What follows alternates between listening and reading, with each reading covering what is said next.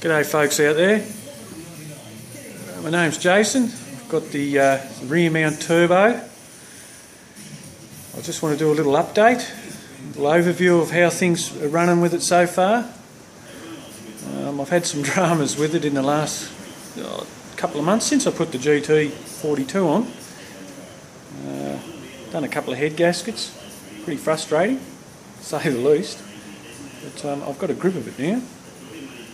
I had it on the dyno about a month ago. I took it in hoping to get the big horsepower figures, and the thing was running not too bad on the street, but I just wanted to take it in and get it tuned and see how I went with it.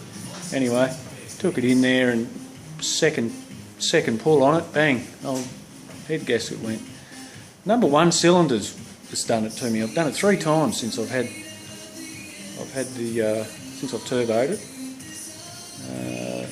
And it's pretty frustrating when things like that happen and you can't understand what's going on. And like, I'm only new to all this, been just dabbling in it the last 12 months, 18 months, and learning as I go, and I'm learning very quickly. So, but anyway, I've got a grip of it all now. I've discovered that it was the rising fuel regulator. Wasn't referencing the boost, and just not keeping up with the fuel. It was doing it. It must have been working fine because I've had it previously on the dyno with the old turbo, and that seemed to be fine. But for some reason, with this new turbo on it, it wouldn't reference the boost. Anyway. So what I did, I ended up, it references down here on the charge, on this charge pot. It's only a foot away from the carb hat. And it's just a nipple coming through, maybe 5mm.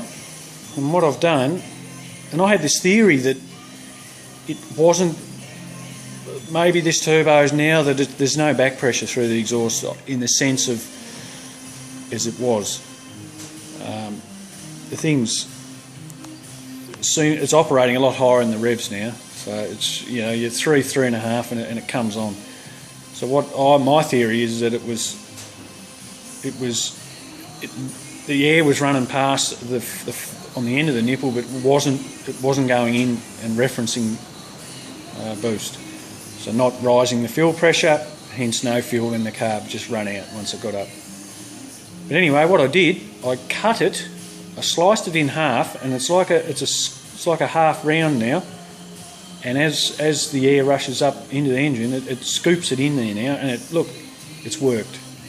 I've hooked the gauge up since, because I used to just have the gauge on the port, on the regulator down there. And I've just run a bit of braided line, and I've got it on the bonnet there, and the thing rises beautifully now. So, and I ended up buying a LM2 Innovate.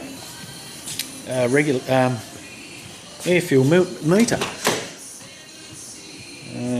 I've been doing my own tuning. So this is it here. I don't know if you can see that. Yeah, it's probably not real good. But this thing's brilliant. I haven't done any data logging with it as I speak. I just do real time.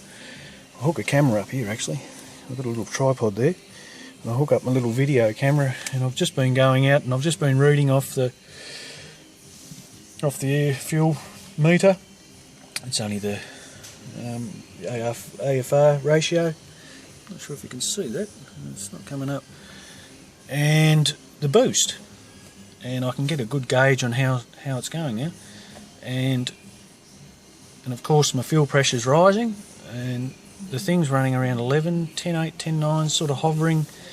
And I'll tell you what, I've got really good fuel running into it now, so I'm running probably a slightly rich tune, because I've got some fairly big jets in it. I'm thinking of pulling out the primary jets, just jetting down a little bit so I get a better cruise air fuel reading, because as it stands now I'm running around 11 at cruise. It's probably a little bit rich. I'll get it up around 11.5 to 12 would be nice. But when you stand on it, when the boost comes up, she runs nice and fat. So that's what I want for the moment. Just playing it safe. So yeah, I'm real happy. I've got the wastegate Well, I've got the boost controller set at, I had it at 12 pound, but I found it was just a little bit too aggressive for the street. I've just gone back a couple of pounds of boost now. I'm running at 10, and I've just turned it a little bit, and it's a lot. Well, I mean, there's not much. It hasn't really knocked much power out of it, but it's made it. It feels a bit safer. It's not as aggressive. I mean, it's still trying to break traction in top gear. And I haven't really done too many full, or watts they call it, wide open throttle passes with it at the minute, because the thing just, you can't get traction down.